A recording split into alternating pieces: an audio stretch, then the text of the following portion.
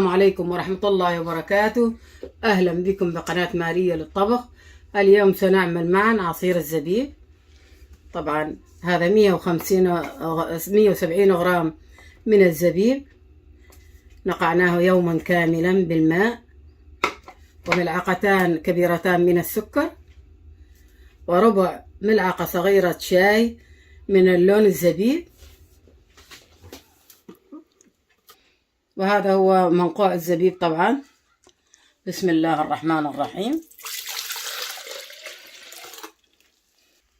ملعقة من الشاي من النعناع اليابس الناشف، وهذا هو الزبيب طبعا المنقوع نهر كامل. وهذه ملعقتان مع الأكل من السكر، وهذه. والآن وضعنا كل المكونات، سوف نشغل.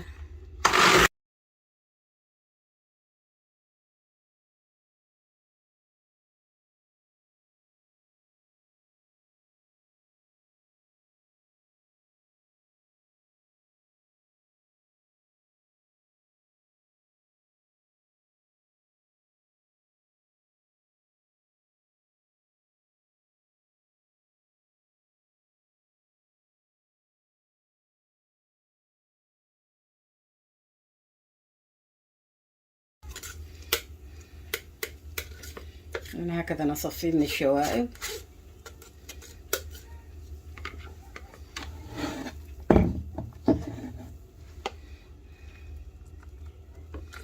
طريقة سهلة وجدا بسيطة. طبعا بالذات هذا الوقت يحتاج إلى عصاير طبيعية. طبعا عصير الزبيب من أروع العصائر اللذيذة.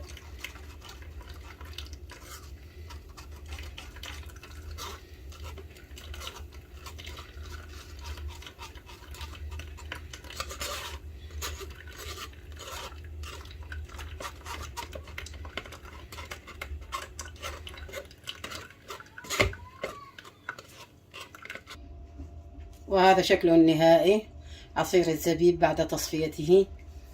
جربوه، لذيذ جدا ومنعش، وبهذا الحر طبعا.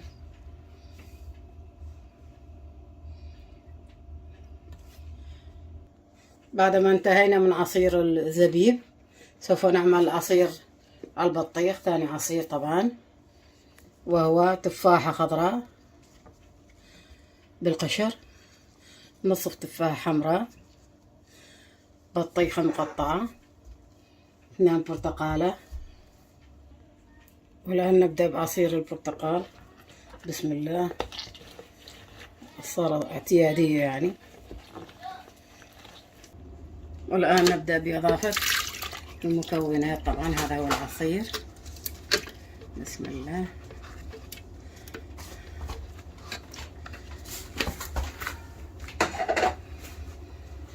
وهذا هو التفاح الأخضر والأحمر، وهذا هو البطيخة.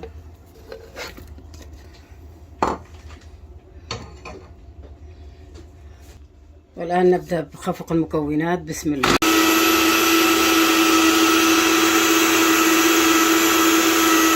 والآن اكتمل عندنا العصير. بسم الله. سوف نصبه أيضا.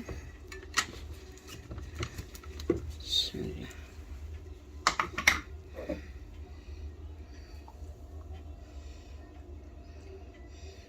ولا أروع، شهي جدا. وهكذا انتهينا من العصاير. جربوها، لذيذة جدا ومنعشة ومشهية. إذا أعجبكم الفيديو لا تنسوا تفعيل الجرس والاشتراك بالقناة. السلام عليكم ورحمة الله وبركاته.